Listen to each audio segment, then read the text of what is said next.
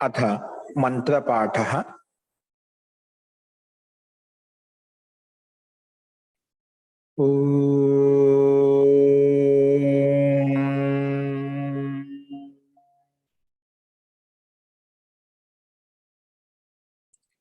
सहनाववतु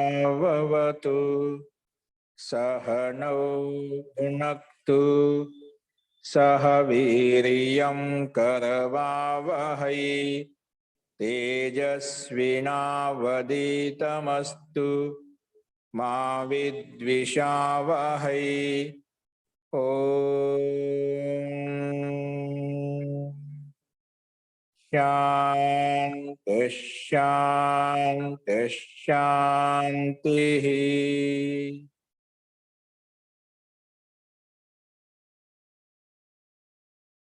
सर्वेभ्यो नमः। अंदरिकी नमस्कारम अंडी। నిన్న చెప్పిన పాఠంలో ఎవరికైనా సందేహాలు ఉన్నాయండి?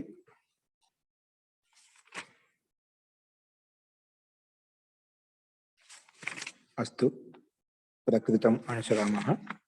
నిన్న మనము లుపి యుక్త వ్యక్తి వచని చెప్పుకున్న తర్వాత అదే అర్థాన్ని ఇచ్చేటువంటి ఇంకొక సూత్రము విశేషణానాం ఛాయాతేహి అనే సూత్రం కూడా చెప్పుకున్నాము. ఇది కూడా ముందున్న అర్థాన్ని ఇంకొంచెం అదే అర్థాన్ని వ్యాఖ్యానిస్తూ చెప్పింది. లుబర్తస్యాని విశేషణాన్ని తేషాపి యుక్తవత్ భవతి లింగ సంఖ్యే భవతః అని చెప్పి లుబర్థం ఎక్కడైతే ఉందో అక్కడ యాని విశేషణాన్ని ఏవైతే ఎక్కువ విశేషణాలు ఉన్నాయో అక్కడ కూడా యుక్తవత్ కార్యం అవుతుంది, ప్రకృతివత్ కార్యం అవుతుంది, అక్కడ లింగ సంఖ్య వస్తాయని చెప్పి చెప్పుకున్నాం. కాకపోతే అజాతేహి అని చెప్పుకున్నాం. జాతి ప్రక్రాంత అనేది ఉండకూడదు, అక్కడ వరకు యుక్తోద్భావం అవుతుంది. ఎక్కడైతే జాతి ప్రక్రాంతం కాలేదో అని మనం నిన్న చూశాము. సో జాతి శబ్దాన్ని వదిలిపెట్టి మనకు విశేషణవాద శబ్దాలు ఏవైతే ఉన్నాయో అక్కడ కూడా ప్రకృతివత్ కార్యం భవతి, అక్కడ లింగ సంఖ్య మనం తీసుకోవచ్చు అని చెప్పి ఈ సూత్రం ద్వారా మనం తెలుసుకున్నామండి. అస్తు ఇప్పుడు కొత్తగా అశిష్య ప్రకరణం మనకు స్టార్ట్ అవుతుంది. ఏంటండి? అశిష్య ప్రకరణం. అశిష్య ప్రకరణం అంటే ఏంటిది మనం ఇప్పుడు చూద్దామండి. చూడండి, మీకు స్లైడ్ మీద కనిపిస్తుంది అశిష్య ప్రకరణం. ఇందులో విశేషణానం చా జాతిలో మనకు అన్ని రూపాలు చూశాం కాబట్టి మనకు ఇక్కడ కేవలం అర్థం గమనించడమే ముఖ్యమైనది. ఇట్లా చాలా విశేషణ శబ్దాలు వచ్చాయి, రమణీయాహ బహువన్నాహ, అవన్నీ కూడా మూల ప్రకృతికి సమానంగా కూడా మనం అన్ని విభక్తి లింగం వచ్చిన అన్ని ఒకే విధంగా చూసాము, అవి గమనించాము. అస్తు ఇప్పుడు అశిష్య ప్రకరణంలో మొట్టమొదటి సూత్రం చూడండి. స్లైడ్ మార్చండి. చూడండి, అశిష్య ప్రకరణం. ఏ ప్రకరణం? అశిష్య ప్రకరణం. అశిష్యం అంటే ఏమిటి చూద్దాం. ఇప్పుడు సూత్రంలో వచ్చింది తదశిష్యం సంజ్ఞా ప్రమాణత్వాత్. ఏంటండి? తదశిష్యం సంజ్ఞా ప్రమాణత్వాత్. తదశిష్యం సంజ్ఞా ప్రమాణత్వాత్. సంజ్ఞా ప్రమాణత్వాత్ ఇది సూత్రం మనకు. చూడండి పద విభాగం. ఇక చూడండి, తద శిష్యం సంజ్ఞా ప్రమాణత్వాత్. ఇక్కడ పద విభాగం చూద్దాం మనం. ఈ సూత్రాన్ని విడగొట్టుకుందాం ముందు. తత్ ప్రథమ విభక్తి ఏకవచనము, అశిష్యం ఇది కూడా ప్రథమ విభక్తి ఏకవచనం, సంజ్ఞా ప్రమాణత్వాత్ ఇది పంచమ విభక్తి స్పష్టంగా కనిపిస్తుంది. ఆ మాత్రగా అంతిమంలో ఆత్ వచ్చింది. తో సంజ్ఞా ప్రమాణత్వాత్ పంచమ విభక్తి ఏకవచనం. తో ఈ సూత్రాన్ని 3 పదాలుగా విడగొట్టుకున్నాం మనం. ఏంటండి? 3 పదాలుగా విడగొట్టుకున్నాం. తో తత్ అశిష్యం. తత్తులు ఏంటి? తద శిష్యం ఉంది, తదా ఉంది. సూత్రంలో తత్తని విడగొట్టుకున్నాము.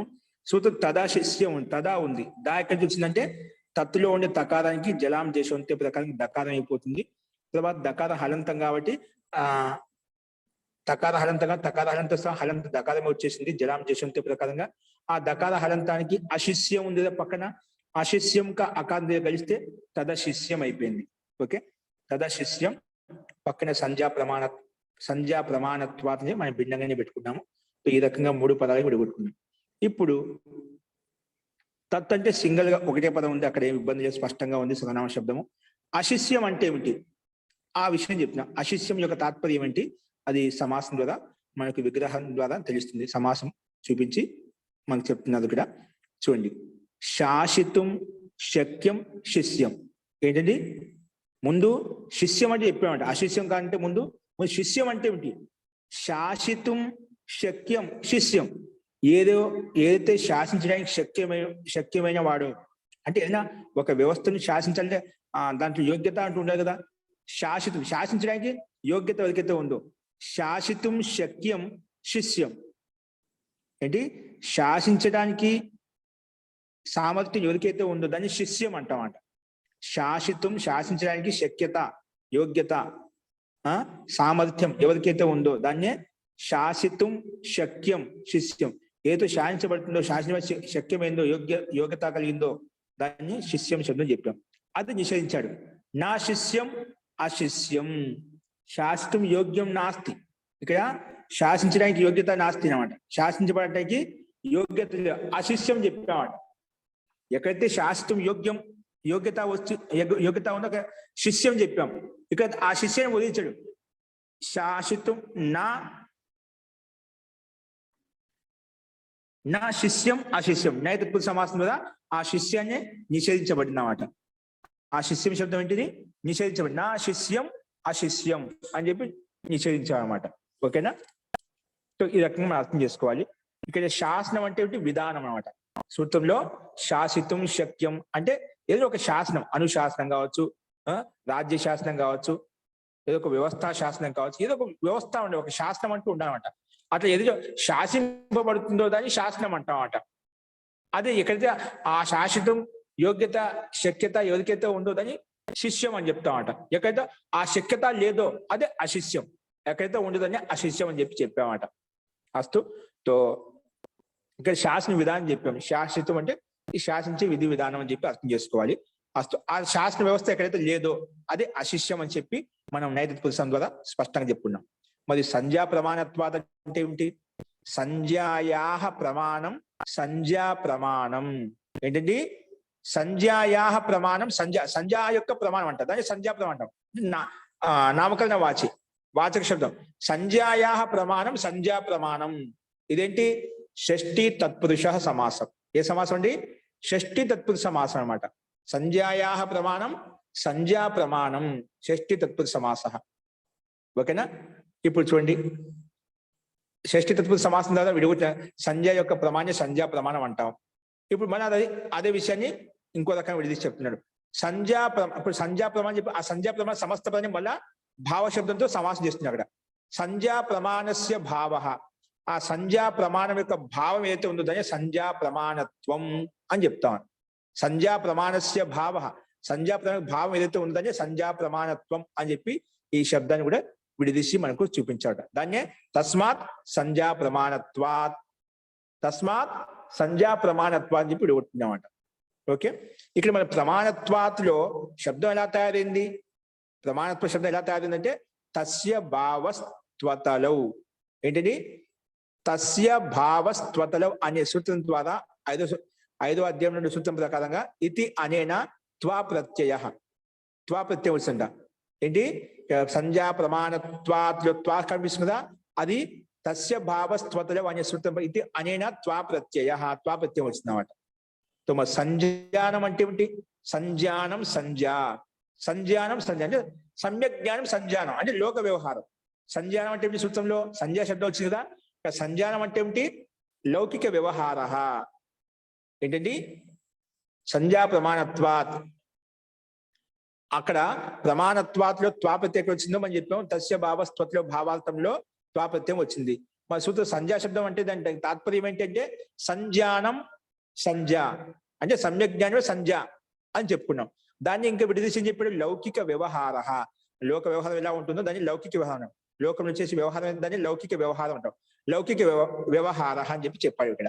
సంజ్ఞానం అంటే ఏమిటి? లౌకిక వ్యవహార. తద్ ఇత్యనేన యుక్తవద్భావ పరిగృహ్యతే. తద్ ఇతి అనేన యుక్తవద్భావ పరిగృహ్యతే. అది ఇక్కడ యుక్తవద్ భావం ద్వారా పరిగ్రహించబడుతుంది. యుక్తవద్ భావం ద్వారా పరిగ్రహించబడుతుంది. అప్పుడు చూడండి మళ్ళీ పక్కనే చెప్పాడు అశిష్యం. ఏంటండి అశిష్యం ఇది అనే సూత్రంలో అశిష్యం శబ్దం అది మళ్ళీ కొంచెం విడిచి చెప్తున్నామాట. అశిష్యం ఇది అనేనా శాసితుం శక్యం వేదితవ్యం. అశిష్యం అంటే ఏమిటి? అశిష్యం ఇది అనేనా శాసితుం శక్యం వేదితవ్యం. ఏదో శాసించే విధానం ఏదైనా ఒక వ్యవస్థ శాసనం అని చెప్పారా, శాసితుం శక్యం శాసన శక్యత ఏదైతే ఉందో తెలుసుకోగలుగుతాడో, యోగ్యత ఎవరికైతే ఉందో, జ్ఞానం ఎవరికైతే ఉందో, ఆ సామర్థ్యం ఎవరికైతే ఉందో దాన్ని శక్యం అని చెప్పాం. శాసితుం శక్యం ఇది వేదితవ్యం అలా అర్థం చేసుకోవాలి. వేదితవ్యం శాసించడానికి యోగ్యత ఎవరికైతే దాన్ని అలాంటి స్థితి అర్థం చేసుకోవాలి అని చెప్పాం. నతు శాసితుం అయోగ్యం. నతు శాసితుం అయోగ్యం. శాసితుం శక్యం అయితే ఉందో అది తీసుకోవాలి. నతు శాసితుం అయోగ్యం. శాస్త్రానికి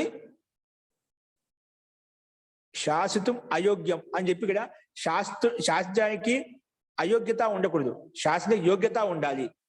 ఎందుకు అంటే కుతః ఎందువల్ల అంటే శాసు అనుశిష్టౌ ఇత్యేతస్మాత్ ధాతోః ఈ ధాతు చేత శాసు అనుశిష్టౌ ఈ ధాతు చేత యతిస్తుషాస్ వ్రీ ద్రు జుషః క్యప్. యతిస్తుషాస్ వ్రీ ద్రు జుషః క్యప్ ఇది అనేన క్యప్ ప్రత్యయః. ఈ సూత్రం ద్వారా క్యప్ ప్రత్యయం వచ్చింది. నతు శాసితుం అయోగ్యం. అయోగ్యంలో అక్కడ ఏదైతే ప్రత్యయం కనిపిస్తుందో ఏంటిది? క్యప్ ప్రత్యయం. ఏంటిది? క్యప్ ప్రత్యయం. ఎలా వచ్చింది? శాసు అనుశిష్టం అనుశించి అనుశాసనం చేసే అర్థంలో ఇక్కడ శాసితుం అయోగ్యం చెప్పినా అంటే మొత్తానికి శాసించడానికి యోగ్యత లేదు అలాంటి అర్థంలో. శాసు అనుశిష్టం మొత్తానికి అనుశిష్ట అర్థంలో శాసించే అర్థంలో మనకు ధాతు ఉందన్నమాట. ఇది ఏతస్మాత్ ధాతోః యతిస్తుషాస్ వ్రీ ద్రి జుష క్యప్ అనే సూత్రం చేత క్యప్ ప్రత్యయం వచ్చింది. శాసు ధాతు చేత క్యప్ వచ్చిందన్నమాట. ఇది అనిన క్యప్ ప్రత్యయ సచ శక్యార్థో వేదితవ్యం. ఈ క్యప్ ప్రత్యయం ఏదైతే వచ్చిందో శాసించడానికి శక్యత యోగ్యత సామర్థ్యం ఎవరికైతే ఉందో అలాంటి అర్థం చెప్పడం కోసము క్యప్ ప్రత్యయం వచ్చింది. అందుకే ఇక్కడ ఇది అనేనా ఇది అనే క్యప్ ప్రత్యయ క్యప్ ప్రత్యయం అనేది సచ శక్యార్థో వేదితవ్య. శక్యార్థంలో శక్తమైంది సమర్థమైనది అలాంటి అర్థంలో వేదితవ్య అర్థం చేసుకోవాలి. ఓకే, అలా చెప్పిన తర్వాత తేన అశిష్యం ఇత్యస్య పూర్ణతయః శాసితుం అశక్యం ఇత్యర్థః. తేన అశిష్యం ఇత్యస్య ఇప్పుడు సూత్రంలో అశిష్యం శబ్దం కదా. అశిష్యం అంటే ఏమిటి? తేన అశిష్యం ఇత్యస్య పూర్ణతయ సంపూర్ణంగా శాసితుం అశక్యం ఇత్యర్థ. శాసించడానికి అశక్యత యోగ్యత అనేది లేదు ఎవరికైతే దాన్ని అశిష్యం అంటామట. ఏంటి అశిష్యం? శిష్యం అనడానికి ఇక్కడ డైరెక్ట్ నైతత్వ సమాసం కాకుండా ఏం తీసుకున్నాం ఇక్కడ శాసించడానికి యోగ్యత సామర్థ్యత ఎవరికైతే లేదో దాన్ని అశిష్యం అంటాం. అందుకే పూర్ణంగా అర్థం చెప్పి తేన అశిష్యం ఇత్యస్య పూర్ణతయ శాసితుం అశక్యం ఇత్యర్థ. శాసనానికి శక్యత లేదు సామర్థ్యత లేదు ఈ అర్థం తీసుకోవాలి అశిష్యం అనే శబ్దానికి అర్థము అని చెప్పి ఇక్కడ మనం అదే పదాలను ఇక్కడ ఇంకా సూక్ష్మంగా విడిచి చూపించారన్నమాట. ఇప్పుడు దీని యొక్క అర్థం చూడండి. ఆ సూత్రంలో ఉండే పదాలను మనం ఇక్కడ విచారించామన్నమాట. సూత్రంలో ఉండే పదాలను విచారించాం.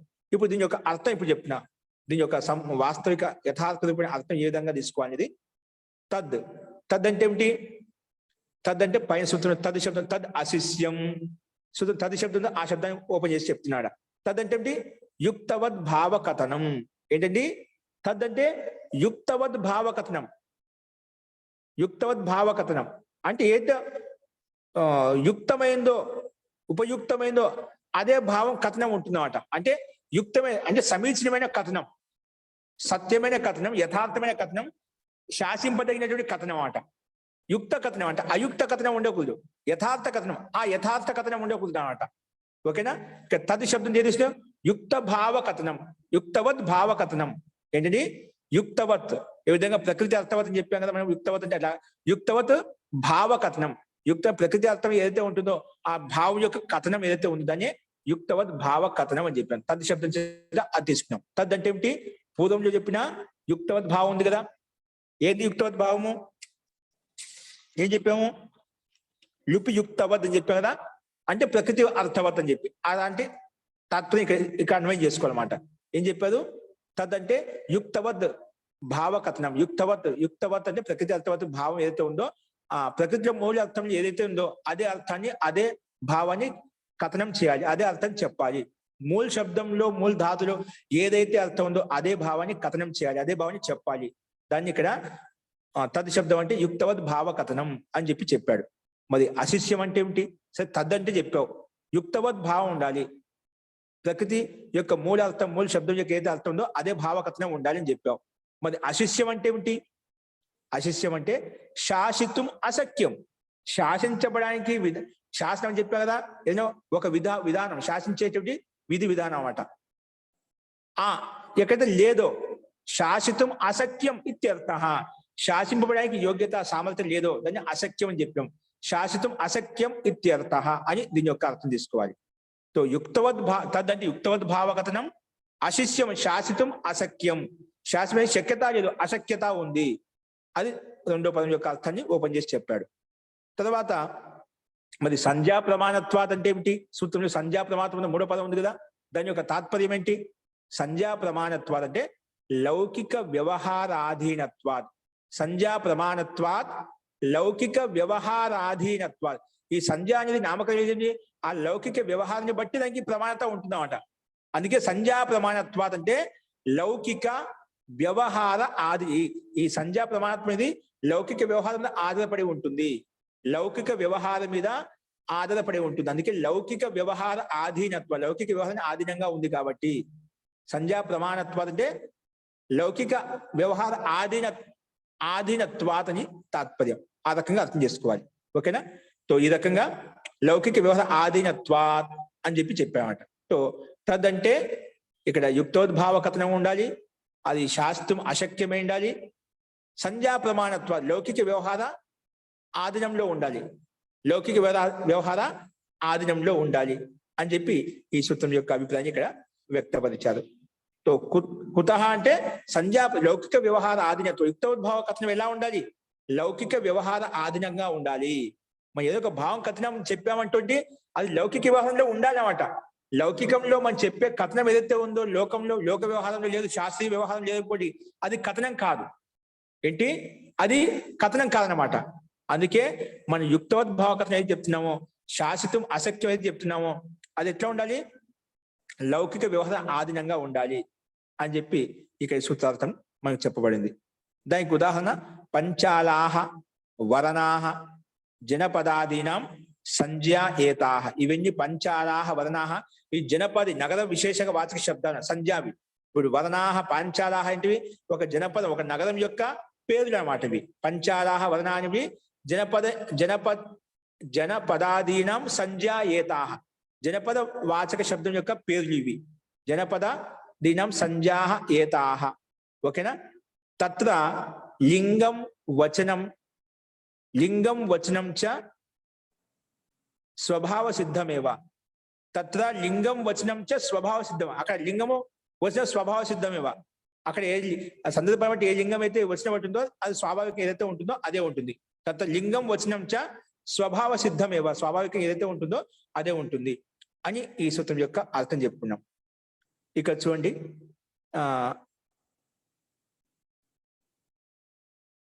అంటే ఎక్కడైతే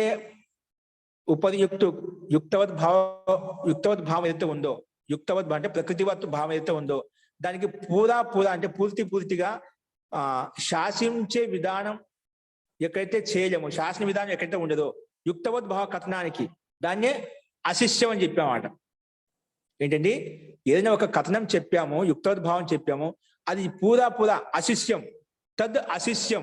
ఏదైతే మనము కథనం చెప్పామో, యుక్తవత్ భావం చెప్పామో అది ఎక్కడైతే శాసింపబడదో దాన్ని ఇక్కడ చెప్పామట. యుక్తవత్ భావ కథనం ఎక్కడైతే పూర్తిగా శాసింపడానికి శక్యత ఎక్కడైతే ఉండదో దాన్ని అశిష్యం అని చెప్పుకున్నాము. ఎందుకంటే లౌకిక వ్యవహారానికి ఆధీనంగా ఉంటుంది కాబట్టి, లౌకిక వ్యవహారానికి ఆధీనంగా ఉంటుంది.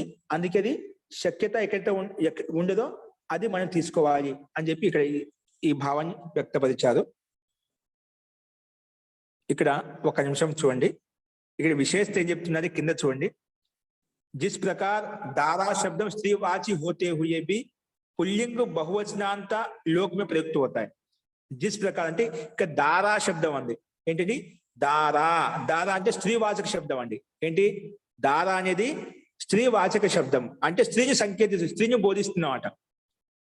పోతే ఇది స్త్రీవాచక శబ్దంలో ఉంటూ కూడా పుల్లింగ బహువచనాంతం లోకంలో ప్రయుక్త అవుతాయి. కానీ ఈ దారా శబ్దం అనేది పుల్లింగంలో బహువచనంలో ప్రయోగించబడుతున్నమాట. శాబ్దిక దృష్ట్యా చూసామనుకోండి, దారా శబ్దం అనేది స్త్రీవాచక శబ్దము. కానీ లోకంలో ఎలా ఉందండి? కానీ పుల్లింగ బహువచనాంతం లోకమే ప్రయుక్త అవుతాయి. దీన్ని ఈ శబ్దాన్ని పుల్లింగంలో బహువచనంలో ఉపయోగిస్తాం. పుల్లింగంలో లోకంలో లోక వ్యవహారంలో పుల్లింగంలో ఉపయోగిస్తామట. ఏంటండి?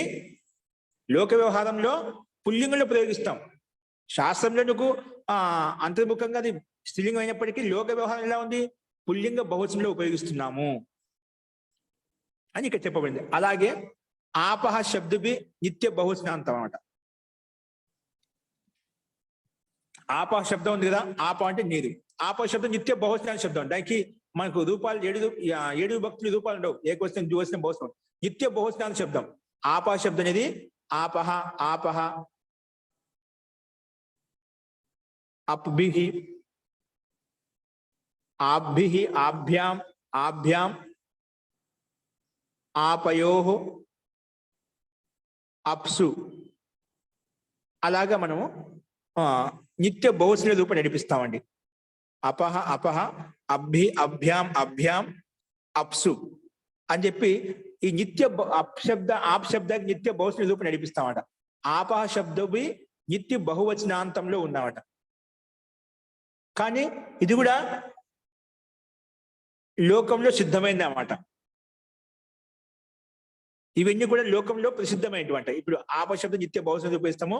ఇది కూడా సబ్ లోక్ సే హీ సిద్ధ. ఇది కూడా లోక వ్యవహారం ప్రకారం సిద్ధ అన్నమాట. లోకంలో ఈ శబ్దాన్ని నిత్య బహువచనానికి ఉపయోగిస్తాం. ఇది లోక వ్యవహారంతో సిద్ధ అన్నమాట. కాబట్టి ఇక్కడ इसका विधान पूरा पूरा नहीं किया जा सकता, क्योंकि जो अवैयाकरण लोग पंचालाह में निवासार्थ में प्रत्यय होकर उसका लुप होने से युक्तवत भाव हुआ है. ఇక్కడ పంచాలాహ శబ్దంలో ఇవన్నీ మనకు లోకంలో దారా శబ్దము స్త్రీలింగంలో ఉన్నప్పుడు కూడా లోక వ్యవహారంలో పుల్లింగంలో ప్రయోగిస్తున్నాము. అలాగే ఆపహ అనే శబ్దము నిత్య బహువచనాంతంలో ఉన్నట్టుగా ఇది కూడా లోకంతోనే సిద్ధమైంది, లోకంలో వ్యవహరిస్తున్నాము. దీనికి విధానం పూరా నహి కియా జా సక్తా. అది కానీ దీనికి పూర్తిగా విధానము మనం చెప్పలేమంటే. లోకాధీనత్వాద్ అని చెప్పారు, సంజ్ఞా ప్రమాణత్వాద్. లోక వ్యవహారం ఏ విధంగా ఉంటుంది దాని అనుగుణంగా మనం ప్రయత్నం చేసుకోవాలి, ఆ శబ్దాన్ని ఉపయోగించుకోవాలన్నమాట. అందుకే ఇక్కడ ఆ విషయాన్ని కొంచెం ప్రస్తావిస్తున్నాడు.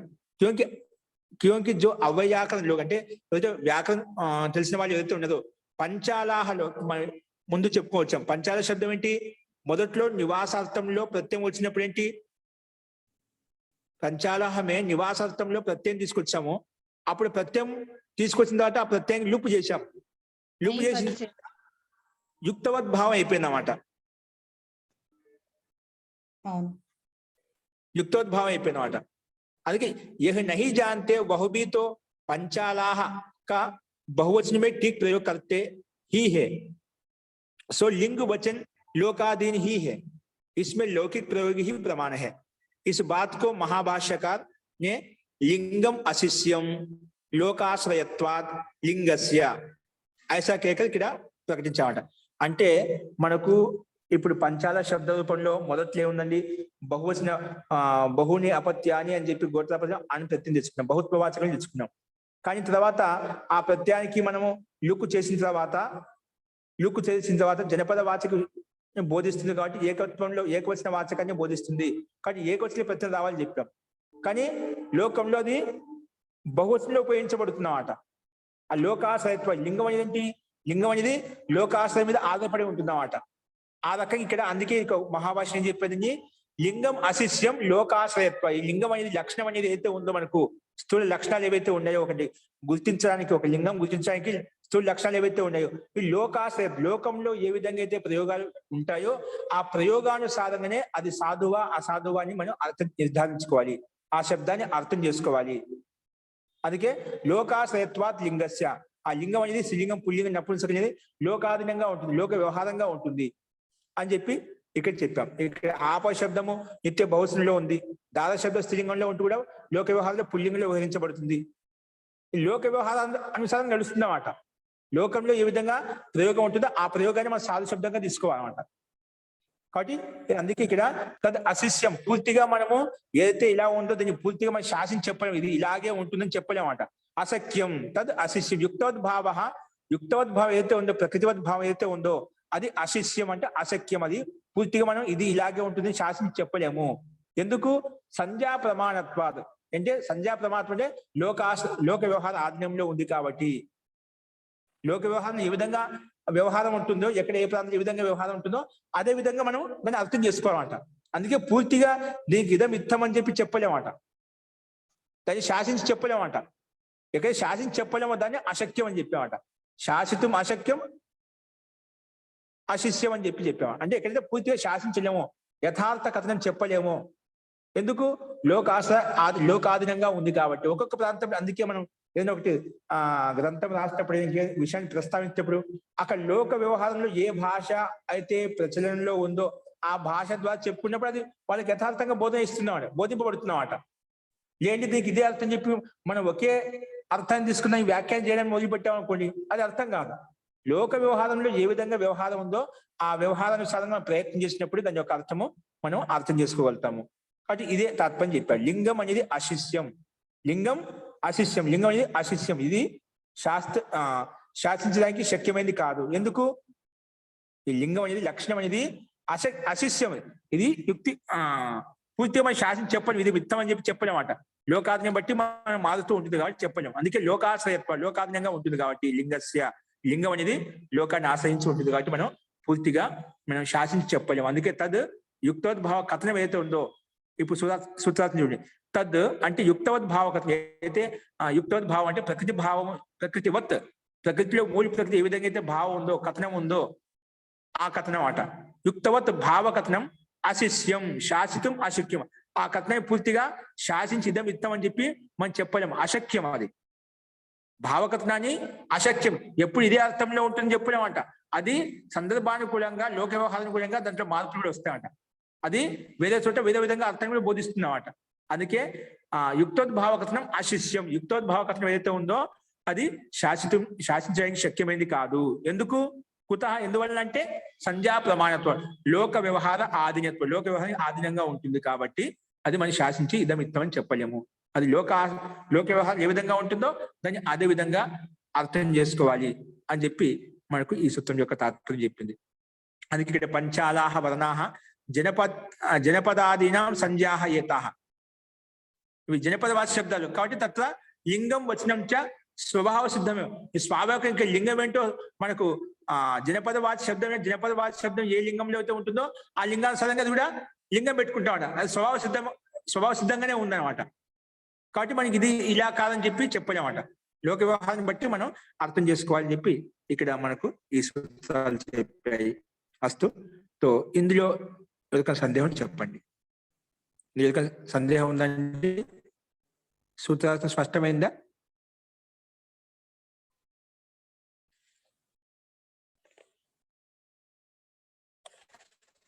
హరి ఓం. వినిపిస్తుందండి? అర్థమైంది మహోదయ, స్పష్టమైంది మహోదయ. అనేది అది అశిష్యం, శాస్త్రం శక్యం కాదు. ఎందుకంటే లోక వ్యవహారాన్ని బట్టి మనకు శబ్దం ఉంటుంది, దాని కథనం ఉంటుంది కాబట్టి పూర్తిగా ఇదం ఇత్తం అని చెప్పడం కష్టము అని ఈ సూత్రం యొక్క అభిప్రాయాన్ని ఇక్కడ మహర్షి పాయింట్ మనకు చెప్పారు. అది దానికి పంచాలాహ వదనాహ ఇవన్నీ మన రూపసిద్ధుల ముందు చూసాం కదా. అది దీనికి తాత్పర్యం ముఖ్యం, అర్థం ముఖ్యం. అది మనం రూపసిద్ధి ఎలా చూసాం, ఎలా తయారవుతుందని. అది లింగ సంఖ్య వచనం మారిపోయామట. లోక వ్యవహారాన్ని పంచాలాహ శబ్దం అలా ఉంది కాబట్టి అది బహుత్వవాచక శబ్దం ఏంటప్పుడు, ఏకత్వవాచక శబ్దం ఎప్పుడు కూడా బహుశని ప్రతి తెచ్చుకోవచ్చు చెప్పాం. ఎందుకు? లోక వ్యవహారం అలా ఉంది కాబట్టి. ఇప్పుడు ఏకత్వవాచకం చెప్పి శాసించడం అట, లోక వ్యవహారం ఎట్లా ఉంటే అలా తీసుకోవాలి. అందుకే ఆ లింగ సంఖ్య వచనం మార్చుకున్నామట. అలాగే ఇక్కడ మనకు నిన్న చెప్పిన ఉదాహరణలో ఏంటి, కటుక బదిరి శోభన బహుమాల్య ఫల బహుక్షీర ఘృత అని చెప్పి అయితే ఉదాహరణ చెప్పుకున్నామో, కటుక బదిరి శోభన దానికి విశేషణం చాజాతి ఉదాహరణలో. అదేవిధంగా కటుకబది గ్రామ అనే శబ్దంలో అక్కడ గ్రామ శబ్దము పుల్లింగవాచి, కటుకబది స్త్రీవాచకం. కానీ సందర్భాన్ని బట్టి అక్కడ మనం లింగం కూడా మార్చుకునేమాట, పుల్లింగవాచకం బోధించవచ్చు అని చెప్పి. ఎందుకు లోక వ్యవహారం అలా ఉంది కాబట్టి. కానీ సంధ్యా ప్రమాణత్వం లోక వ్యవహార ఆదినత్వ, కానీ అశిష్యం ఇది ఏకత్వవాచక విషయం ఏకత్వంలో ఉండాలని చెప్పి మనం శాసించి చెప్పలేము అన్నమాట. లోక వ్యవహారాధీనంగా మనం ప్రయోగం తీసుకోవాలి అని చెప్పి మనం ఈ సూత్రం యొక్క అర్థం చెప్పుకున్నామండి. అస్తు. ఇప్పుడు నెక్స్ట్ చూడండి, లుబ్ యోగ ప్రఖ్య. ఇది ఒక మహాభాష్యకార వార్తిక బాగా గమనించండి. ఇక్కడ లింగం అశిష్యం, ఏది లింగం అంటే లక్షణం చిహ్నం ఏదైతే ఉందో అది అశిష్యం పూర్తిగా. ఇది ఇప్పుడు ఏదో కొన్ని లక్షణాలు లౌకిక ఉదాహరణ చూస్తున్నాం అండి. అంటే ఒక వస్తువును గుర్తించడానికి అంటే ఆ హేతు ప్రస్తావన ఏది చెప్పాలి అపవాదం కావచ్చు. ఇప్పుడు మనం చేస్తాం, ఎక్కడెక్కడైతే పొగ ఉంటుందో అక్కడక్కడ నిప్పు ఉంటుంది. ఇది ప్రసిద్ధమే కదా, ఎక్కడెక్కడైతే పొగ ఉంటుందో అక్కడక్కడ ఖచ్చితంగా నిప్పు ఉంటుంది. ఓకేనా, ఇది మన ప్రత్యక్షం అనమాట. ఎందుకు, మనం వంటశాలలో పాకశాలలో వంట చేసేటప్పుడు ఎక్కడైతే అగ్ని ఉంటుందో అక్కడ పొగ వస్తుంది ప్రత్యక్షంగా చూసామన్నమాట, ప్రత్యక్షంగా చూసాం. ఇది అందుకే ఇది చాక్షుష్ ప్రత్యక్షం అంటే చక్షులతో ప్రత్యక్షంగా చూసాం. ఇప్పుడు ఆ ప్రత్యక్షం ఆధారంగానే అనుమానంగా చెప్తున్నాడు. ఎక్కడో దూరంగా పొగ అగ్ని కనిపించలేదు. ఇక్కడ మన ఇంటిలో ప్రత్యక్షంగా అగ్నిని చూసాము, ఆ అగ్ని ద్వారా ఉత్పన్నమైనటువంటి పొగను కూడా చూసాం, పొగలు ఉత్పన్నం అవుతుంది చెప్పి. అగ్ని ప్లస్ పొగ రెండు చూసాం, ప్రత్యక్ష ఉదాహరణ అన్నమాట. మనకు ప్రత్యక్ష చాక్షు ప్రత్యక్షం అయిపోయిందన్నమాట. ఇప్పుడు అదే ప్రత్యక్షాన్ని ఆధారం చేసుకొని ఎక్కడో దూరంగా పొగ కనిపిస్తుంది అన్నమాట, నిప్పు కనిపించలేదు, పొగ కనిపిస్తుంది. దీన్ని బట్టి ఏమవుతుంది, మనం ప్రత్యక్షం చూసేదా ఎక్కడైతే పొగ ఉంటుందో అక్కడ నిప్పు ఉంటుందండి. అందుకే ఎక్కడెక్కడ పొగ ఉంటుంది అక్కడెక్కడ ఖచ్చితంగా నిప్పు ఉంటుంది. ఇది అనుమానం చూడలేకపోయినప్పుడు కూడా అనుమానం ద్వారా మనము చెప్తున్నాం. అనుమానం కూడా ప్రత్యక్ష పూర్వకం కాబట్టి అది కూడా మన ప్రమాణమే. కానీ ఒక్కొక్కసారి ఈ అనుమానం కూడా ఏమవుతుందండి, ఒకసారి మనకు దూరంగా ఉన్నప్పుడు ఆ వాతావరణంలో కొంచెం మార్పు రావడం వల్ల అది ఎలా ఉంటుంది, ఒక్కోసారి ధూమా, ఇప్పుడు మా ఆకాశంలో మంచు వస్తుంటది. మంచు వచ్చినప్పుడు మొత్తం బాగా నల్లగా మబ్బులు కప్పుకొని వస్తాయన్నమాట. ఉదయం పూట కానీ మంచు పొగలు కానీ నిజంగా అది ఆ పొగ చూస్తే, ఆ మబ్బులు చూస్తే ఆ రకంగా ఉంటుంది. నిజంగా పొగ లెక్క కనిపిస్తా ఉంటాయి. అది వాస్తవం పొగ కాదు, అది ఏదో ఒకటి నల్లని మబ్బులు లెక్క ఉంటాయన్నమాట, మంచు పొగలు ఉంటాయన్నమాట. అది చూస్తుంటాం మనము ఉదయం పోగానే అలా అనిపిస్తుంది దూరంగా చూసినప్పుడు మనకు. లేదా కొన్ని కెమికల్స్ తోటి కూడా మనము అటువంటి పొగను క్రియేట్ చేస్తుంటాం, చాలా మంది చూస్తుంటాం. ఇప్పుడు పొగ నిప్పు లేదు కానీ కొన్ని కెమికల్స్ ద్వారా కూడా మనం పొగ క్రియేట్ చేస్తుంటాం. అది పూర్తిగా అది నిప్పు ద్వారా ఉత్పన్నం చెప్పలేం లేదా, అంటే అపవాదము దొరుకుతుంది అన్నమాట. అంటే ఎక్కడెక్కడ పొగ నిప్పు ఉంటుందో అక్కడక్కడ పొగ ఉంటుంది. ఇది సిద్ధాంతం అయినప్పటికీ ఒకసారి అపలాపం అయిపోతుంది. కొన్ని వేరే కారణాలు చేతవా అనివార్యం కాదు, ఎక్కడెక్కడైతే పొగ ఉంటుందో ఖచ్చితంగా అది మిథ్యాభావన. ఎక్కడైతే మిథ్యాభాసము కలగచ్చు అన్నమాట, ఎక్కడైతే నిప్పు లేదో అక్కడ ఏదో కెమికల్స్ ద్వారా ఏదో అన్య నిమిత్తం చేత దుమ్మా కనిపిస్తుందో దాన్ని కూడా మనం పొగ అని భావించి అక్కడ నిప్పు ఉందంటే అది మిథ్యా జ్ఞానం అయిపోతుంది, లేదంటే అది అపలాపం అయిపోతుంది అన్నమాట. ఓకేనా, సో ఇక్కడ ఏం చెప్పబోతున్నానంటే లింగం అనేది అశిష్యం. ఇప్పుడు ఒక లింగాన్ని చూసి దీనికి ఈ లింగం బట్టి ఇదే లక్షణం ఉంటుందని చెప్పి మనం చెప్పలేమన్నమాట. అది శాసించి చెప్పలేము, ఇది ఇట్లే అని చెప్పి. ఇప్పుడు అపవాదం చెప్పాం కదా, ఇప్పుడు ఈ చిహ్నం చూసి మనం ఎక్కడెక్కడ నిప్పు ఉంటుందో లక్షణం చూసి ఇక్కడ నిప్పు పొగ ఉంటుంది చెప్పాం. దానికి మనం అపవాదం ఏం చూపించాము, ఒక్కోసారి పొగ లేకపోయినా నిప్పు లేకపోయినా కూడా వేరే నిమిత్త కారణాలు చేయవచ్చు. నైమిత్తికం చేత పొగ కూడా కనిపించవచ్చు. అది భ్రాంతి వశంగా మనం అదే పొగ కూడా అనుకుంటుంటాం ఒకసారి.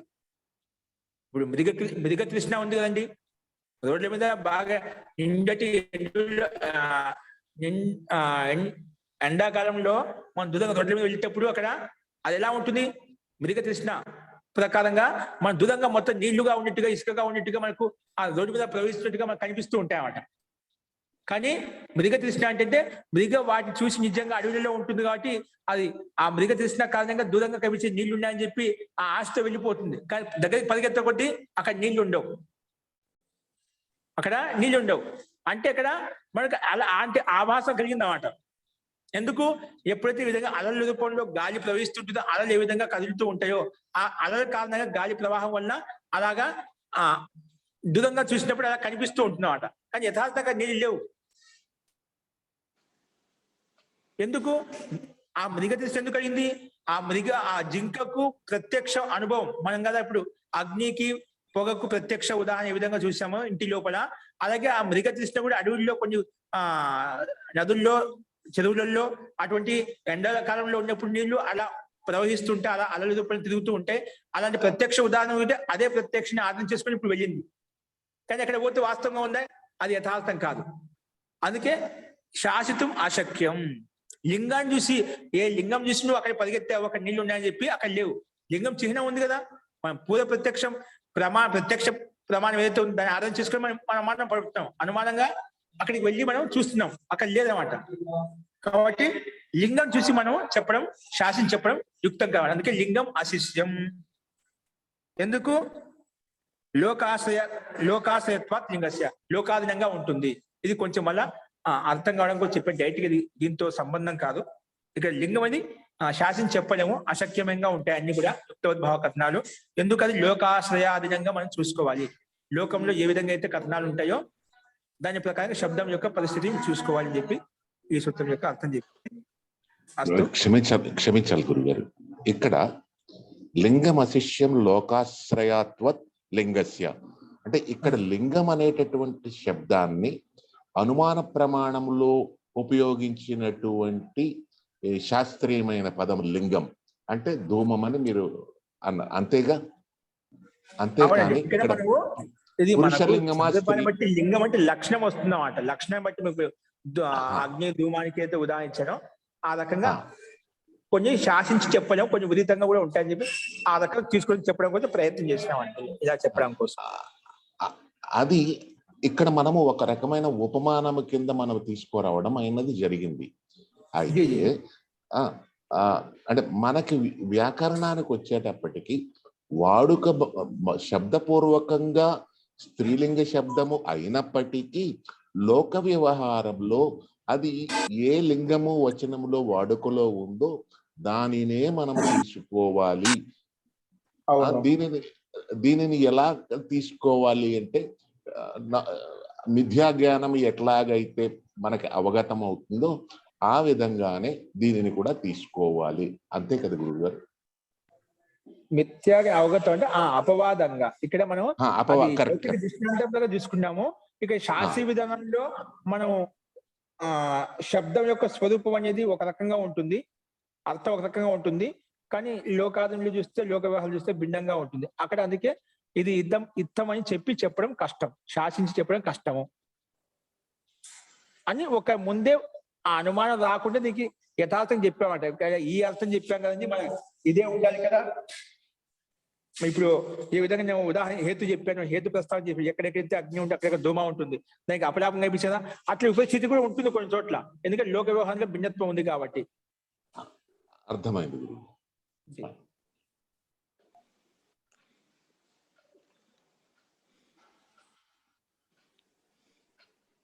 అస్తు. ఇందులో రకంగా సందేహం ఉందండి మహోదయ? ఇప్పుడు కొన్ని యుక్తవధ భావంతో రెండు శబ్దాలు ఇక్కడ చెప్పారు కదా. దార అనేది ఒకటి, అది స్త్రీ లింగ శబ్దము, దాన్ని ఎప్పుడు కూడా పుంలింగ బహువచనంగా వాడతారు అని చెప్పారు. ఇక్కడ వాళ్ళు విశేషంగా చెప్పారు.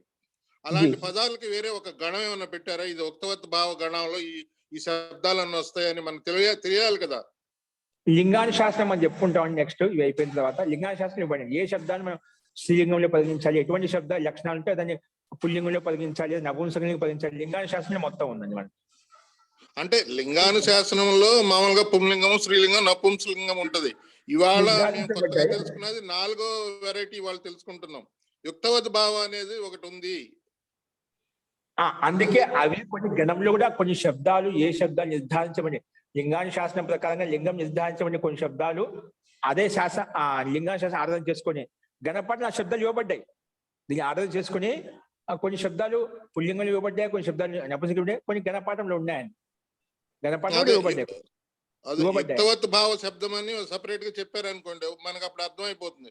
ఓహో, ఇది మామూలుగా ఇది వేరే, ఇది ఇప్పుడు ఈ యుక్తవత్ భావం అవటం వలన లౌకికంగా ఈ అర్థంలో దీన్ని ప్రజలు వాడుతున్నారు కాబట్టి దీన్ని ఇలా అర్థం చేసుకోవాలని మాకు తెలుస్తుంది అనమాట. ఆ లిస్ట్ లో ఉండే అన్ని ఇప్పుడైనా మనకి దార అనేది కానీ ఆపహ అనేది కానీ వాళ్ళు ఇచ్చారు కాబట్టి తెలిసింది, కానీ లేకపోతే తెలియవు కదా. ఆ శబ్దాలు ఇలా ఉన్నాయి, లౌకికంగా ఇలా ఉన్నాయి, ప్రజల్లో వాడుక ఇలా ఉంది అనేది మాకు తెలియదు కదా. జీ జీ జీ అదే ఇటువంటి మనకు ఇంకా వస్తాయండి. ఇక్కడ మీరు చూసేది ప్రత్యుదాహరణ కూడా వస్తున్నాయి. ప్రత్యుదాహరణ మన నిన్న ప్రత్యుదాహరణ అంటే గుర్తుకొచ్చింది. నిన్న ఏదో విషయం చెప్పారు కదా, అడిగారు మీరు. క్షమిద్దాం ఆచార్య, క్షమిద్దాం ఆచార్య. ఇక్కడ నాది ఇంకొక డౌట్ ఏంటంటే, ఇది రూపసిద్ధిని కూడా లోక వ్యవహారంలో ఉండే విధంగానే రూపసిద్ధికి ఆ ప్రత్యయాలు అట్లాంటివన్నీ తీసుకొని వచ్చి చేయవలనే తప్ప దానికి ఇద్దమిద్దమైనటువంటి అంటే ఒరిజినల్ లింగాన్ని బట్టి మాత్రం చేసి శాస్త్రబద్ధంగా ఉన్నటువంటి రూపసిద్ధిని మాత్రం చేయము. లోకంలో వాడుకలో ఉన్నటువంటి దాన్ని శాస్త్రబద్ధంగా రూపసిద్ధి చేసుకుంటూ వెళ్తాం, అంతే కదా? అవునవునండి. అందుకే మనం ముందు కూడా చెప్పుకున్నాం, ఈ వ్యాకరణం కొత్త సిద్ధాంతం అంటూ ఏది ప్రతిపాదించదు. మహర్షి కూడా లోక వ్యవహారం ఏ విధంగా వ్యవహారం ఉందో ఆ వ్యవహారాన్ని దాన్ని ఎలా ఉపయోగిస్తున్నా, దాంట్లో ధాతు ఏంటి, ప్రకృతి ఏంటి, శబ్దం ఏంటి, ప్రత్యయం ఏంటి, దాన్ని సాధు శబ్దంగా తీసుకొని దాన్ని వ్యాఖ్యానించుకున్నామట. అందుకే శబ్దాలను ఏవైతే లోకంలో రూఢిగా ప్రసిద్ధమే ఆ శబ్దాల ప్రయోగాలు ఎలా, దానికి ఏ రకంలో ఏ అర్థం తీసుకోబడుతున్నాయి, ఆ లోక వ్యవహారం సాధంగానే కొన్ని శాస్త్రీయ వ్యవహార నియమాల సాధంగా ఇక్కడ ఈ శాస్త్రం చెప్పబడుతుంది. ఉన్న శబ్దాలకు ఈ వ్యాకరణం పోయి ఈ శబ్దాలు ఇక్కడ ఇలా ఉపయోగించబడ్డాయి. ఈ లోకంలో కావచ్చు, శాస్త్రం కావచ్చు. లౌకిక శబ్దాలను శాస్త్రీయ శబ్దాన్ని రెండింటిని తీసుకొని ఈ మనకు వ్యాకరణ శాస్త్రం బోధిస్తున్నాం. ఇక్కడ ఈ శబ్దం శాస్త్రం ఈ రకంగా తీసుకోబడింది, ఈ లోక వ్యవహారం ఈ శబ్దం ఈ రకంగా తీసుకోబడింది. అంటే మీరు చెప్పినట్టుగా అదే తాత్పర్యం. ఇక్కడ మనం లోకాశ్రయితమైనటువంటి శబ్దాలను అనుసరించే మనం ఇక్కడ శబ్దాన్ని తీసుకుంటా, దాన్ని వ్యాఖ్యానించుకుంటా, దాన్ని రూపసిద్ధి చేసుకుంటామండి. అందుకే ధన్యవాదాలు. వ్యాక్రియంతే శబ్దా అనేది వ్యాకరణ శబ్దాన్ని మాత్రం వ్యాఖ్యానం చేసి చెప్తున్నామాట. ఈ వ్యాకరణం అంతా కూడా మనకు ఆచార్య ఇక్కడ తెలుగు పుస్తకంలో ఆపహ, దారాహ, గృహాహ, సికతాహ, వర్షాహ అనే అవి కూడా ఎగ్జాంపుల్స్ ఇచ్చారు. జీ జీ మనం దక్షిణావతి కొమ్ము చెప్పాం. అక్కడ స్త్రీలింగంలో ఉన్నాయి, స్త్రీలింగంలో చెప్పుకున్నాం కదా అక్కడ కూడా. కానీ ఇక్కడ లింగ వచనాలు స్వభావ సిద్ధంగానే ఉంటాయి అని చెప్పి, అందుకే స్వభావ సిద్ధంగా ఉన్నప్పుడు లోక వ్యవహారం ఎలా ఉంది, పుల్లింగులు ఉపయోగిస్తున్నాం. దారాహ శబ్దాన్ని పుల్లింగులు ఉపయోగించామండి. అక్కడ అది కూడా మీకు సంకేతించినట్టున్నాను, అక్కడ సంకేతించాను పుల్లింగులు కూడా ఉంటుందని అని చెప్పి. వ్యాకరణ కార్యం చేత విధింపబడవు. వ్యాకరణ చేత విధింప లోక వ్యవహారం చెప్తే వ్యాకరణ ఏదైనా కానీ శాస్త్రానుకూలంగా లోకాశ్రయాన్ని అనుసారంగా అది సిద్ధులను సాధింపజేస్తున్నాం అన్నమాట. శాస్త్రం అంటే ఇక్కడ వ్యాకరణ కొత్త సిద్ధాంతం చెప్పి నేను చెప్తున్నాను, మీరు ఇలా వ్యవహరించాలి, ఈ శబ్దం ఇలా ఉపయోగించాలి ఏం చెప్పదు, ఒక శబ్దము చెప్పాలి. శాస్త్రంలో దీన్ని ఈ రకంగా తీసుకోబడింది, వేదంలో ఈ రకంగా తీసుకోబడింది, లౌకిక వ్యవహారం దీని వ్యవహారం ఈ రకంగా ఉంది. లౌకిక శబ్దాలను వైదిక శబ్దాలను తీసుకొని ఈ వ్యాకరణం వచ్చిన శబ్దాలు ఇలా ఉన్నాయి, దీంట్లో ధాతు ప్రకృతి అని మనకి వ్యాఖ్యానం చెప్తున్నాం. లౌకిక శబ్దాలను వైదిక శబ్దాలను, వైదిక అంటే వేదంలో ప్రయోగించినటువంటి, లౌకిక అంటే అవి లోకము వైదికం రెండు ఇక్కడ ఏం చేయండి. వేదంలో ఉంటే లౌకికం, లౌకికం అంటే వేదాలు, ఇవి కూడా ఈ ప్రస్తావన వస్తున్నట. యథా లౌకిక తథా వైదిక, యథా వైదిక తథా లౌకిక. లోకము వైదిక రెండు వేదేం కావు. వైదికం నుంచి లోకము వేదం లేదా ప్రతిపాదించబడి ఎలా ఉండాలి. ఇప్పుడు సృష్టికి ప్రారంభంలో ఈ వేద సృష్టిని ప్రారంభించినప్పుడు పరమాత్మ ఈ సృష్టి ఎలా ఉండాలి, ఏ విధంగా ఉండాలి, ఒక మెటీరియల్ తయారు చేసి మనకు పంపించారు. వేద రూపి జ్ఞాన్ని మనకు అందజేసామట. అక్కడ విధి విధానం అంతా ఎలా ఉండాలి, ఏ విధంగా మొత్తం చెప్పబడింది. జ్ఞానకాండంలో, కర్మకాండంలో, ఉపాసనాకాండంలో, విజ్ఞానకాండంలో మొత్తం ఏది ఎలా ఏ విధంగా ఉంటుంది, ఏ విధంగా ఉంటుంది అని చెప్పబడినాడు. దాని తదనుసృత్యం మనం లౌకిక భాగం కూడా నడుపుకుంటున్నాం అట. అందుకే లోకంలో వేదికలు పెద్ద వ్యత్యాసం ఏమి లేదు. కాకపోతే శాస్త్రంలోని శబ్దాలు మన లోకంలో అంత ప్రసిద్ధం కాకపోవచ్చు, మనకు శాస్త్రీయ జ్ఞానం లేకపోవడం సామాన్య వ్యక్తులకు. కానీ విశిష్ట వ్యక్తులకు శాస్త్రీయ జ్ఞానం, లౌకిక జ్ఞానం రెండింటికి సమానత పెద్ద తేడా కనిపించామట. వైదికంలో ఏ విధంగా ఉండో లోకంలో అదే విధంగా ఉంటుంది. లోకానికి అనుకూలమంటే శాస్త్రంలో అదే విధంగా ఉంటుంది, దానికి పెద్ద ఏం తేడా ఉండదు. అటువంటి విషయాన్ని ప్రస్తావన తీసుకొని పూర్వపక్ష ఉత్తరపక్ష సమానం చెప్పుకుంటూ దీనికి మంచి వ్యాఖ్యానం ఉంటుందండి అక్కడ ముందుగా. అంటే దీనికి విస్తృతమైనటువంటి చర్చ ఉంది అక్కడ, పూర్వపక్ష ఉత్తరపక్షం తీసుకొని సంకేతం మాత్రం ఇలా ఉంటుంది అని చెప్పి మనం ఈ సూత్రం ద్వారా లోకాశ ఆధీనంగా ఈ వ్యక్త కథనం ఉంటుంది, భావాభివ్యక్త కథనం ఉంటుంది. అది అశస్యమైంది, శాస్త్రం శక్యమైంది కాదని చెప్పి చూశాము. ఎందుకంటే లోకాధీనంగా ఎలా ఉంటుంది చెప్పలేం కదా, దాని ప్రకారంగా మనం చూసుకోవాలి అని చెప్పి మనకి ఈ సూత్రం ద్వారా చూశామండి. అస్తు, సరే అండి. సో నెక్స్ట్ జీ అందుకనే ఏం చెప్తారంటే పెద్దలు, మనకు లింగం అనేటువంటి శాబ్దిక లింగము కానీ వస్తులింగము కాదు అని చెప్తారు. అందుకనే భార్య, ఈ కలత్రం, తర్వాత ఈ దారా 3 భార్యని నిర్దేశిస్తున్నటువంటి శబ్దాలే అయినప్పటికీ, ఒకటి పుంలింగంలోను, ఒకటి స్త్రీలింగంలోను, ఒకటి నపుంసకలింగంలోను ఉంది కాబట్టి మనకు శాబ్దిక లింగమే గాని వస్తులింగము కాదు అనేటువంటిది మనకు సంస్కృతంలో పెద్దలు చెప్తూ ఉంటారు. శాబ్దిక లింగము అంటే శబ్దము అది పుంలింగ శబ్దమా స్త్రీలింగ శబ్దమా కానీ, అంతేగాని అది వస్తు నిర్దేశం కాదు అని పెద్దలు చెప్తూ ఉన్నారు. నిర్ధారించబడి అంటే కథనం కూడా సాహిత్యంలో ఎక్కడెక్కడ ఉపయోగించారు, కవులు ఉపయోగించారు, విద్వాంసులు ఉపయోగించారు. కాబట్టి అందుకనే మనకు శాబ్దిక లింగము, శబ్దం లింగం అనేటువంటి శబ్దానికి ఉంది కానీ వస్తులింగానికి అనే కాదు. ప్రధానంగా సంస్కృతంలో మిగిలిన వాటికి మనకి సంస్కృతంకి తేడా ఇది అని పెద్దలు వాచ. శాబ్దిక లింగం కూడా ఉంది, ఆ వస్తు లింగం కూడా. ఎటువంటి వస్తువు ఏ లింగాన్ని తీసుకోవాలని చెప్పి లోకల్పిడు మనకు లోకల్గా ఉపయోగిస్తున్నాడు. వస్తులింగం అనే పదార్థలింగం దానికి ఒక నామక సంజ్ఞా నామక. ఇప్పుడు వ్యాకరణ ద్వారా మనం చూస్తున్నాడు, ఒక శబ్దం ద్వారా ఒక ప్రకృతి ప్రత్యేకంగా చెప్పినప్పుడు ఆ శబ్దం ఏ రకంగా ఉంటుంది దాన్ని బట్టి ఆ నియమానుసారంగా దాంట్లో ఏ శబ్దాన్ని ఉపయోగిస్తున్నాం, అది ఏ లింగంలో నిర్ధారించబడింది అనేది కొన్ని వస్తునిష్ట పరంగా చేసుకొని కూడా లౌకికమైన ఆ రకంగా మన ఆ లింగం కూడా గుర్తించామండి. వస్తు పదార్థాన్ని నిమిత్తం చేసుకొని కూడా అది లింగం నిర్ధారించబడింది అన్నమాట. తదనుసారంగానే శబ్దనిష్టమైనప్పటికీ లింగము శబ్దనిష్టమే. ఈ లోకం అంటే శబ్దం అంటే కేవలం పదబోధ సంక్రాంతి శబ్దం అంటే ఇతరులకు బోధింపుటకు శబ్దం అన్నమాట. ఇతరులకు తెలియజేయడం కోసం, అభివ్యక్తి కోసము, దాని భావాభివ్యక్తి కోసము శబ్దాన్ని ఉపయోగిస్తాం, అంతే కదా. సో శబ్దనిష్టమైనప్పటికీ కూడా ఆ శబ్దనిష్ట ఎట్లా వచ్చింది, వస్తునిష్టపరంగానే వచ్చింది. దాన్ని కూడా అధ్యయనం చేసుకోవాల్సి వస్తున్నాం. శబ్దనిష్టమైనప్పటికీ ఆ శబ్దనిష్ట ఎలా వచ్చింది, ఆ ద్రవ్యం చూసినప్పుడే ఆ ద్రవ్యాన్ని ఈ రకంగా ఉంది కాబట్టి ఈ లక్షణాన్ని పరంగా ఇది శబ్దనిష్టం అయిపోయింది. అంటే ద్రవ్యాశ్రయంగా ఉండేది కూడా మళ్ళా పూర్తిగా స్వతంత్రంగా శబ్దనిష్టం ఎలా వచ్చింది, ఆ ద్రవ్యాన్ని ఆశ్రయించి తీసుకుని నిర్ధారించబడింది. ఆ రకంగా మనం అర్థం చేసుకోవాలి. ఓకేనా. దీంట్లో ఇంకా చర్చ వస్తుందండి, మనం ఆ సందర్భం వస్తుంది, విషయం వచ్చింది కాబట్టి ఇదే విషయం మీద ఇప్పుడు మహాభాష్యం యొక్క లింగం విషయం మీద సుమారుగా ప్రజెక్టిగా న్యాస్లో 10 మందిలో పిండి వ్యాఖ్యానం చేసామండి ఈ విషయం పైన. అక్కడ మనం దీన్ని ఇంకా విస్తృతంగా చూడొచ్చు అండి. ఈ సంకేతం మాత్రం ఇలా ఉందంటే మనం దీన్ని ఈ రకాలు చూస్తే శాస్త్రం మొత్తం వస్తుంది. అందుకే మహాభాష్యం ఎందుకంటే అది శబ్దశాస్త్రం కానీ ఇది దార్శనిక గ్రంథం అంటాం. మహాభాష్యం అంటే ఒక దార్శనిక గ్రంథం. దాంట్లో ఎల్లప్పుడూ ఇలా ఉంటుందా, ఇలా ప్రస్తావించింది, ఈ రకం తీసుకెళ్ళొచ్చింది, ఈ రకం తీసుకెళ్తుంది, ఇదే ఎందుకు, ఇది ఇలా ఉంటే అది అక్కడ అది కూడా అర్థం దాంతో సమన్వయంగా ఉంది కదా, ఇది కూడా ఎందుకు సమన్వయం ఉండకుండా భిన్నంగా అర్థం తీసుకున్నాం. అట్లా ఒక్కొక్క విషయం మీద లోపలికి వెళ్ళి దాగా మంతనం చేసి మొత్తం అర్థం పెట్టి తీసుకొస్తాడు. భిన్నంగా లోతుగా తీసుకెళ్లి ఒక పూర్వపక్ష ఉత్తరపక్ష రకరకాలుగా ప్రశ్నలు ఎన్ని రకాలుగా అయితే మనము పరిగెడుతాం, ఎంతవరకు అయితే మనం దూరం దానికి మనం చేతులు కాళ్ళు ఆడించగలుగుతామో, ఎన్ని రకాల ప్రశ్నలు అడగలుగుతామో అన్ని రకాల వరకు లాస్ట్ అంతిమ స్థితి వరకు ఎక్కడికి కదలలేవురా అన్నట్టుగా స్థితికి వస్తుందన్నమాట. దీనికి తప్పించుకునే మార్గం లేదు, దీనికి సమాధానం ఇదే అంతవరకు తీసుకెళ్లి పొదుపక్షి ప్రశ్నలు వేస్తూ ఉంటాడు అన్నమాట. సిద్ధాంతి కూడా పొదుపక్షులు అలాగే ప్రశ్నవిస్తుంటాడు, దానికి సమాధానం అంతే ఓపికతో సమాధానం చెప్పుకుంటూ వెళ్తుంటామట. దానికి రెండో వికల్పం లేదనమాట, ప్రశ్నకు తావే లేదు, అంతవరకు ప్రశ్న తీసుకొచ్చి పెడతారు. దానికి అదే విధంగా దీనికి ఇదే సమాధానం చెప్పి దాన్ని అంతే బలంగా దృఢంగా సిద్ధాంతుడు మనకు ప్రస్తావించి చెప్తారు అనమాట. అందుకే మహాభాష్యం దార్శనిక గ్రంథం. దాంట్లో మనకి దీనిలో బాగా పట్టుతో సంపాదించామనుకోండి, అటువంటిది ఆ మహాభాష్యంలో ఆనందం, మహతి ఆనందం కలుగుతుందండి.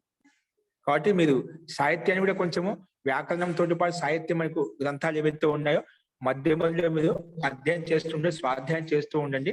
చదువుతుంటే వినంగా శబ్ద పరిచయం ఏర్పడుతుంది. చదవంగా దాన్ని స్వాధ్యాయం చేయంగా మీకు అంత బేసిక్ వచ్చింది. మన రచనావళి వాక్యం మనం చూసామట.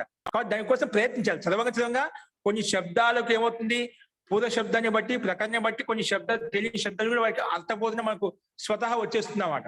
స్వతహా వచ్చేస్తుంది. కాబట్టి సాహిత్యం కూడా అభ్యాసం చేస్తున్నాం అనుకోండి, మనం ఇంకా వీటిని ఈ శబ్దాన్ని ఎలా అన్వయం చేసుకోవాలనేది కూడా మనకు త్వరగా ఇంకా నైపుణ్యాన్ని బాగా సంపాదించుకోవచ్చు.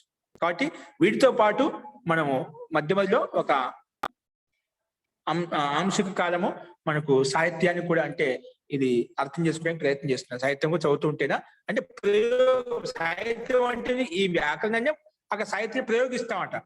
అక్కడ ప్రయోగం ఉంటుంది. ఆ ప్రయోగం మనం ప్రయత్నం చేస్తుంటే ఈ శబ్దాన్నింటినీ, శబ్ద బండాలని కూడా అక్కడ ప్రయోగించే అలవాటు ఏందనుకోండి, ఆ శబ్దం యొక్క యథార్థ తాత్పర్యం, వక్త యొక్క అభిప్రాయం ఏంటి, ఋషి యొక్క అభిప్రాయం ఏంటి మనం యథార్థంగా తెలుసుకోవచ్చు. కాబట్టి అట్లా ప్రయత్నం చేస్తూ ఉండండి. చిన్న చిన్న పుస్తకాలు స్టార్ట్ చేయండి. అది ఒకరోజు మనకు సూక్ష్మాతి సూక్ష్మ విషయాన్ని గ్రహించడానికి మనకు శక్తి సామర్థ్యం తీసుకొస్తుంది. తర్వాత శ్లోకాలు చెప్తుంటాం. శ్లోకాలు అర్థం చేసుకోవడం, భగవద్గీత కావచ్చు, రామాయణం కావచ్చు, మహాభారతం కావచ్చు, చాలా ఉన్నాయి. ఇట్లా అధ్యయనం చేయడం ద్వారా మనకు ఆ శబ్ద స్పర్శ ఇంకా ఎక్కువ ఏర్పడుతుంది. తర్వాత సమాస ప్రకారం ఇవన్నీ చెప్పుకుంటాము. సందులు, సమాసాలు, ఇంకా స్వర ప్రకారం కావచ్చు. శబ్దం యొక్క స్వరూపం తెలిసిపోతుంది మనకి ఇదే అర్థంలో ఉంది. ఎందుకంటే ప్రత్యయం వస్తుందో ఏదో ఒక అర్థం తీసుకొని వస్తుందన్నమాట.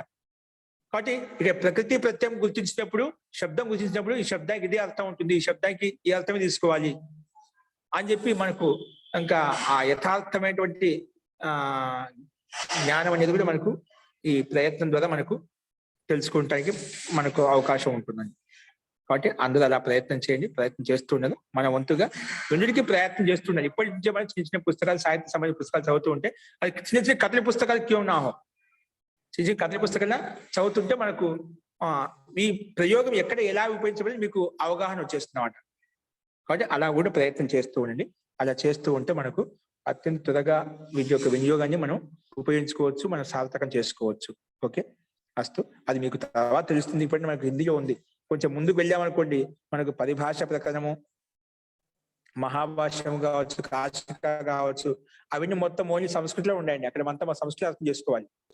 అలాంటి ఎక్స్ప్లెయిన్ చేస్తాం అనుకోండి, అర్థం అవుతుంది. కాబట్టి మనం ఎప్పుడైనా కానీ సంస్కృతంతో అర్థం చేసుకోవాలని ప్రయత్నం చేయాలి. కానీ తెలుగు భాషాపరంగా కాదు, హిందీ భాషాపరంగా కాదు. దేవ భాషలో అర్థం చేసుకుంటే అది మనకు లోతుగా అర్థం అవుతుందండి.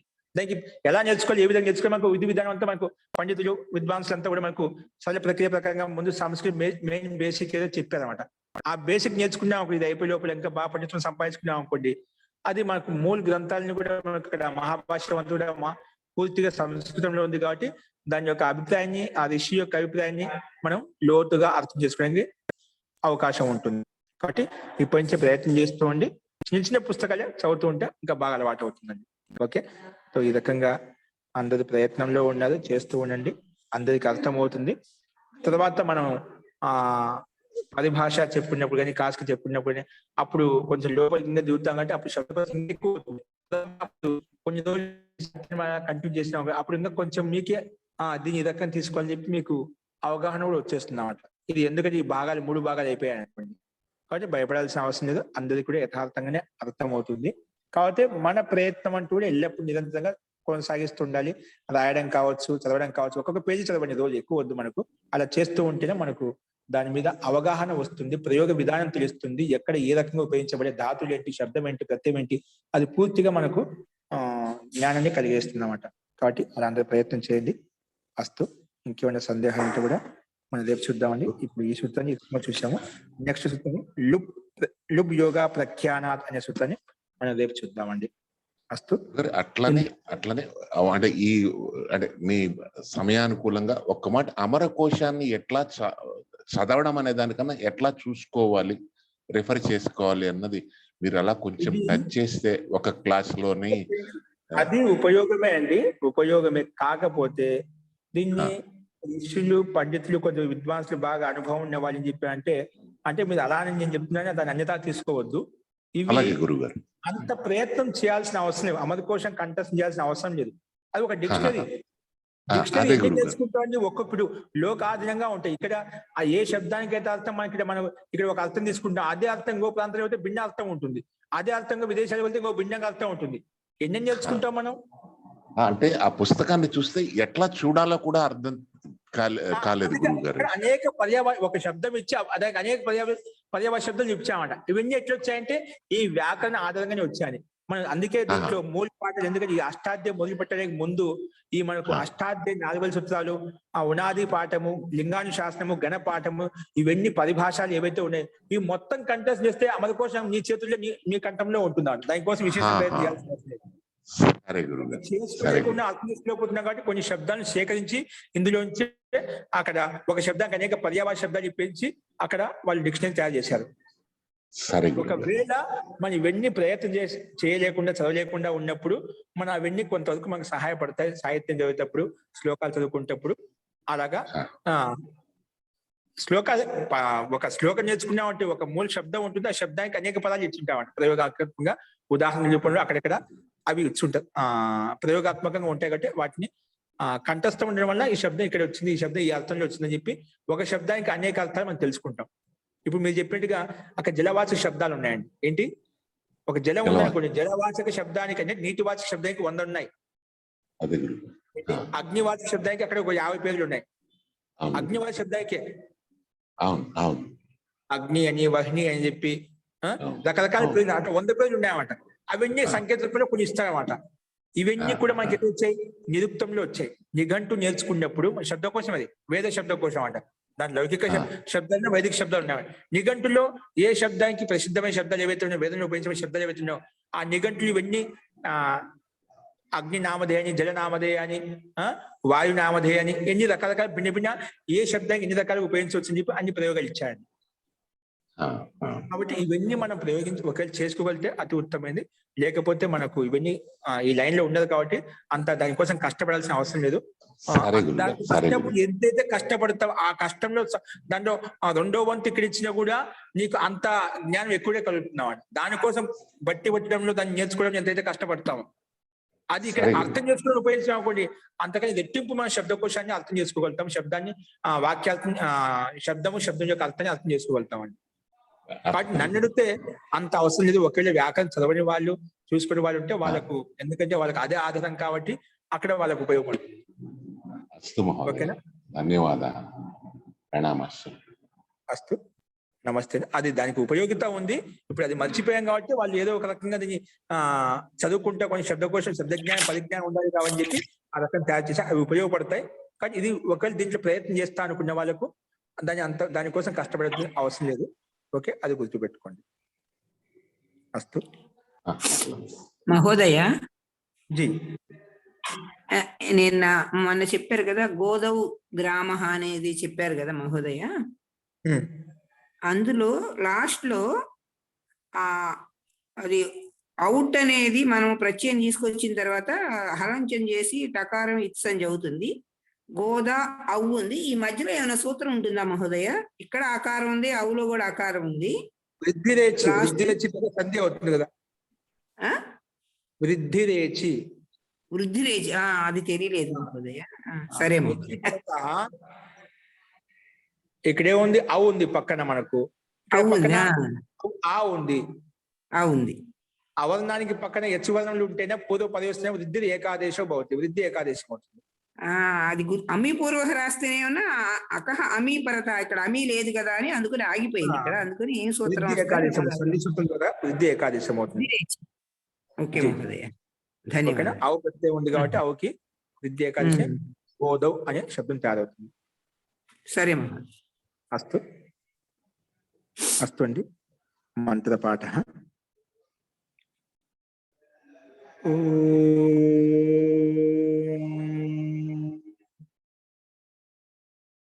సర్వే భవంతు సుఖినః, సర్వే సంతు నిరామయాః, సర్వే భద్రాణి పశ్యంతు, మా కశ్చిద్ దుఃఖభాగ్ భవేత్. ఓం శాంతి శాంతి శాంతి. సర్వేభ్యో నమః. అందరికీ నమస్కారం అండి. నమస్తే మహోదయ. ధన్యవాదాలు ఆచార్య మహోదయ. నమస్తే. నమస్తే మహోదయ.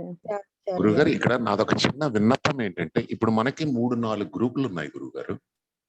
జీ అంటే కొంతమంది పేర్లు తోటి మొబైల్ నెంబర్స్ ఉన్నాయి, కొంతమంది పేర్లతో లేవు మన గ్రూప్స్ లో, వాట్సాప్ గ్రూపుల్లో.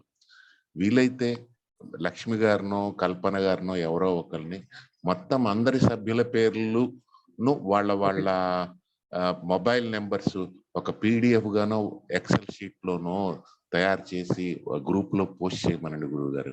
నేను ఎవరినైనా నాకు తెలిసిన వాళ్ళు ఇద్దరే, సత్యనారాయణ గారు ఒకళ్ళను, శాస్త్రి గారు ఒకళ్ళు, మూర్తి గారు, శాస్త్రి గారు, డాక్టర్ వీళ్ళే నాకు తెలుసు, మిగిలిన వాళ్ళు ఎవ్వరూ తెలియదు.